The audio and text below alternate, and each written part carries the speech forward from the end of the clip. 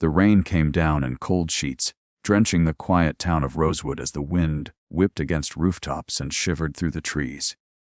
The sky was a dull, endless gray, heavy with sorrow, as if nature itself grieved something unseen.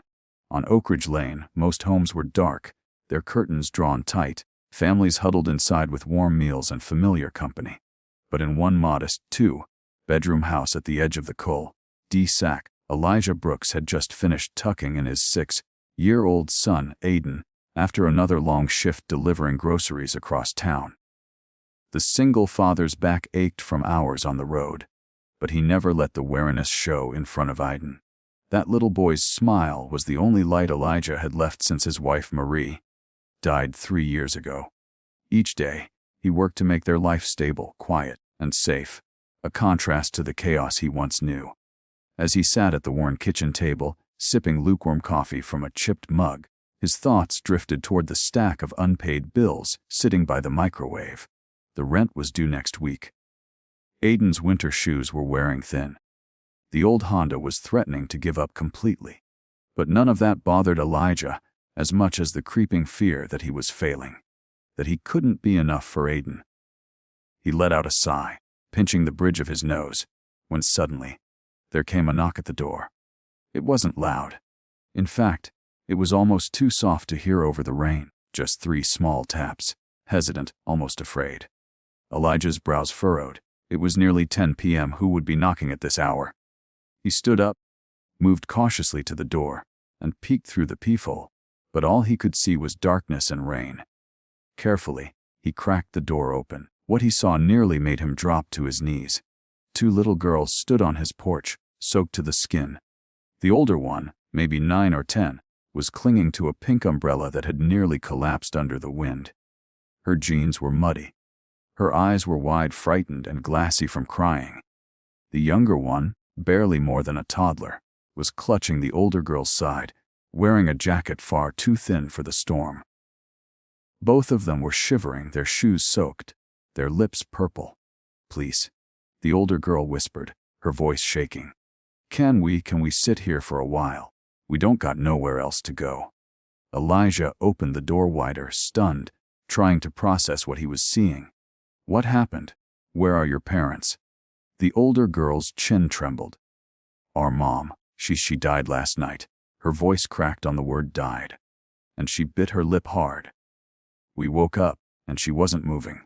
We waited, but no one came. The phone don't work no more, and we didn't know what to do. We tried some houses, but no one opened up. Then we saw your light on." Elijah knelt down in front of them, the rain soaking into his jeans. "You walked here? From where?" "We live near the diner, on 3rd and Maple."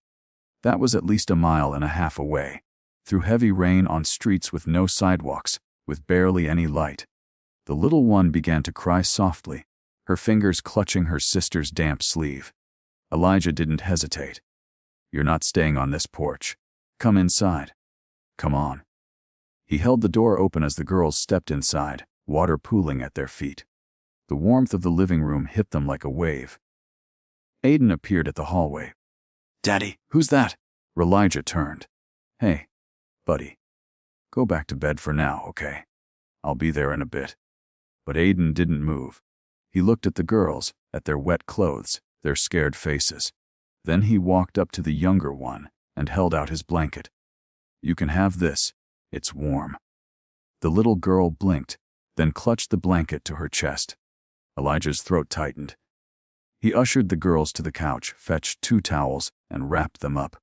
"What are your names?" "I'm Lily," the older girl replied. "This is my sister Sophie. She's 4.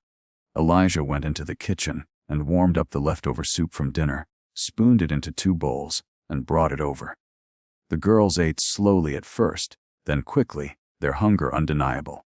Afterward, he gave them dry clothes from a box of Aiden's old things, mismatched but warm. Lily helped Sophie change, then curled up beside her on the couch. Elijah sat in the armchair across from them, hands clasped, mind racing. He couldn't believe what he was seeing. 2 kids alone in the rain, their mother gone, no one to turn to. He pulled out his phone and called the only person he knew who might know what to do. Janin. Elijah. Everything okay? I've got 2 girls here. Their mom died last night. They walked here in the rain. They've got no one. I can't just call the cops. Can you help? A Janine, a longtime friend and social worker, was silent for a beat. I'll come by first thing in the morning. Keep them safe tonight. Let them sleep. I'll see what I can find in the system. Thank you, Elijah said, barely above a whisper. That night, Elijah gave up his bed to the girls and slept on the couch beside Aiden, who kept asking gentle questions like, "Are they okay?" And, "Are they gonna stay here?" "Daddy, I don't know yet, bud," he said. "But they're safe tonight." The storm outside finally began to fade as dawn approached. The sky turned from black to gray, and Elijah stared out the window, unable to sleep. His mind wandered through 1,000 scenarios. What if no one took them in? What if they were separated? What if they were just lost in the system like so many others? In the morning, Janine arrived, brisk and professional, but her face softened the moment she saw the girls. "I ran a check," she said quietly after stepping into the kitchen. Their mother, Denise Carter, filed a missing family contact form last year. No relatives, no known father listed on either birth certificate. They've got no one. Elijah swallowed hard. So what happens to them now? They'll be placed in temporary foster care, maybe separate homes, depending on availability. "No," Elijah said instantly. "They just lost their mom. They need each other." "I agree," Janine said gently. "But the system doesn't always make it easy." Elijah looked toward the living room, where Lily was helping Sophie button a sweater. They had slept like rocks the night before, and for the first time since they arrived, they had smiled. Just a little, that morning. "Let them stay," Elijah said, "at least for now. I've got the space. I've done this before, with Aiden. You know I'll keep them safe." Janine's eyes searched his face. "You're sure?" "More sure than I've ever been." She nodded slowly. "I'll file an emergency temporary placement request. But you need to understand, Elijah, this won't be easy. There will be inspections, paperwork, court hearings." "I know," he said. "But what's easy about letting kids sleep in the rain?" That day, Elijah picked up extra groceries, borrowed bunk beds from a friend at church, and transformed the spare room into a space for the girls. He let them pick which side of the closet was theirs, gave them their own drawer in the kitchen for snacks, and made sure to call them by name, because names meant you belonged. That night, as he was turning off the hallway lights, Lily approached him. Her small fingers tugged at his sleeve. "Mr. Elijah." "Yes, sweetheart." "Thank you for not sending us away." He knelt down, eye level with her. "You're not a burden, Lily. You're not alone anymore." She looked like she wanted to say something else, but the words got stuck. Instead, she hugged him, tightly, desperately. The kind of hug that says, "I've been holding this in for too long." And that's when Elijah felt it. The pain of his own loss meeting the weight of theirs. Something cracked open in his chest, and for the first time in years, he let himself cry. Not for Marie, not even for himself, but for Lily, for Sophie, for all the nights they must have been afraid and unheard. As he tucked them in, Aiden leaned over and whispered to Sophie, "You can be my sister if you want." Sophie blinked. "Really?" "Yeah.